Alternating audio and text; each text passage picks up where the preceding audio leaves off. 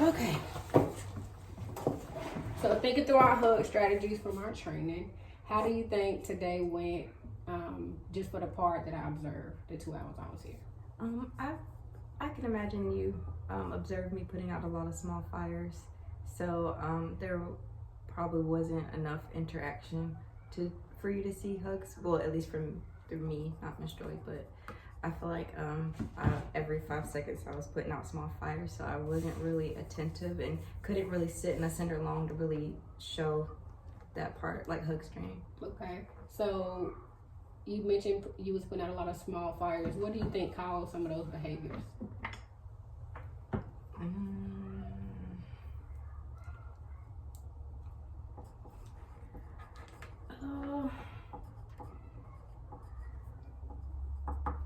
We can talk about some more specific ones if it'll help you. Yeah. So let's draw into, I'm gonna draw into the water table today. When BJ and John. JJ. So even before they got in, when John wanted to go to water table, do you remember what happened? He got really upset because he couldn't at the time, because there was no space for him to write his name. Okay, so when he first got upset, what was your response to him?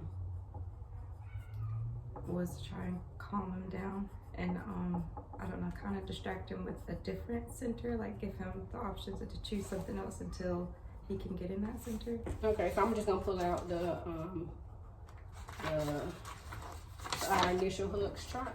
All right, so the first step is to hear what the child is saying, and I think you do a good job with that. I think that's a strength that you do hear what they're saying. So the next area we want to work in is understand, where you kind of letting the child know how he feels. Do you think you did that step once he got upset about his name not being able to go on the I could have acknowledged his feelings, like I get that you're upset about this, but then add on to, Yeah. So what are some other like prompts or ideas you could help him with? And we can even go into like maybe some preventative measures, because your sign-in sheet only have how many? Well, 4. All right. So it's popular. What is an idea you can do to maybe expand on your sign-in sheet? Maybe make a bigger one. Either a bigger one or have a timer for that center. I don't know. I was going to try and implement the idea of having an overall timer, like they get this amount of time in the center. That way that everyone gets a chance to go in. So like have an overall timer, and when it goes off, they switch to the next one and to the next one. How do you think students will respond to that? Because you almost said something today about it, but then I seen you kind of like revert like. Because I saw how it was going to go. That was something I should have mentioned in the very beginning. Because I saw that they were just like, oh, well, I haven't been in this center for that long, so the timer just went off and I just got in here. So I was like, yeah, never mind. Yeah. And especially if kids like work really deep into some of their work and I'll probably have to look into Eckers too about that, because remember it's supposed to be their choice, like it's free choice. Yes. I do like that you use timers. What's a way you think you can expand on the timers? Because you did become a little flustered. It was a lot to keep up with because you had multiple. Yeah. I need more than timers. Just my timer and a physical timer for them to see. Yeah, like a visual. So even you did revert to the same timer today. I think somebody. Yeah, did you guys ever get it? We used it, but it was not the one I needed. It was a 3-minute timer.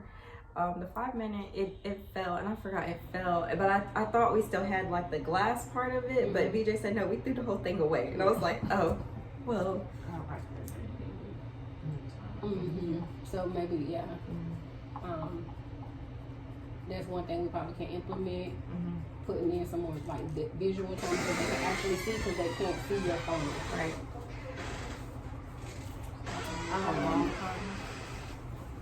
A wall timer. Either whatever but just something they can see. And if you want, and I think the wall timers, and they independent. Like a lot of your students are independent, and they knew like how to utilize that sign-in sheet, and they knew to get the timers exist, so you can give them a little bit more leadership. Where when it's time for a timer, they can start. All right, I'm setting the timer. I've been in other classes where teachers have trained students. They know how to go get the timer and set the timer for their classmate. Take the lift off for you. Then once BJ and John actually got in the center, what happened? they wanted to trade places. So BJ felt like, okay, well now I've been sitting here. I want to go to this part of the scene. And then JJ just got in there and he didn't get a chance either. So they were arguing about who gets to be at what part of the sand and water table. Yeah. And thankfully JJ was like, all right, you can Yeah. have it. So he diffused that, and I'm glad that you gave him praises on making that decision. But then when it was almost time to clean up, or it might have been around the time you said you was going to set a whole group timer, and you told them that it was about to be time for them to get up, what was their response to you? They said no. Yeah. And that they weren't going to get up and they weren't ready. Right. So what could be a strategy you use in response to that? Like, think about you. So you made a statement to your students. All right, guys, time is about to be up. Let them know that I understand that they really wanted to keep playing with the sand and water table, but it is time to clean up. How I could have made a suggestion, like, how about, during their second choice time, you guys get, if you're good, you get to choose first, and you know that you can come back to it. Like, give them another option. But they, instead of going back and forth with them. Yeah, because they was like, no. And let me think. Let's see, did I have another particular one? And then I know also we kind of talked in blocks today during cleanup time. So what behaviors did you notice in blocks? Like with Adrian, leaving the block area without cleaning up, and then I was doing a lot of cleaning up. I shouldn't be doing it for them. So going into the what could you have said to Adrian? Tell them that I understand that you want to go in another center. You're ready. You're done with this one, but let them know the center's still gonna be there. Let's clean up this area first, and we can walk over to the next center together. Or I could have offered to help him, like showed him, where to put everything up so he didn't feel overwhelmed with the amount of stuff that was out. Because he took it all out, but as soon as he had to put it all back, he was like, yeah, no, I'm not doing that. And then he noticed, like, the classmates coming to help, you coming to help, so he's like, oh, I ain't got to do that because they doing it. But that's why I kept trying to reset you to, like, hey, make sure he's picking up. Because that'll help to sometimes control the amount of stuff they put in. When they know they're responsible for putting it up, they'll start being a little bit more mindful about, like, how much material they're taking out. All right, so we've talked about 3 different behaviors that happened today. So just moving, our next step is we're gonna work on you working on understanding, right? Letting students know how that you understand how they feel, and then go into your G. You did a lot of H and G today. So I think those are your strengths. So we're just gonna back it up a little bit and then come over here. Okay. And then one of our other strategies was to use more visual timers. So we'll do those 2 first, and then on your next HUGS observation next month, we'll see.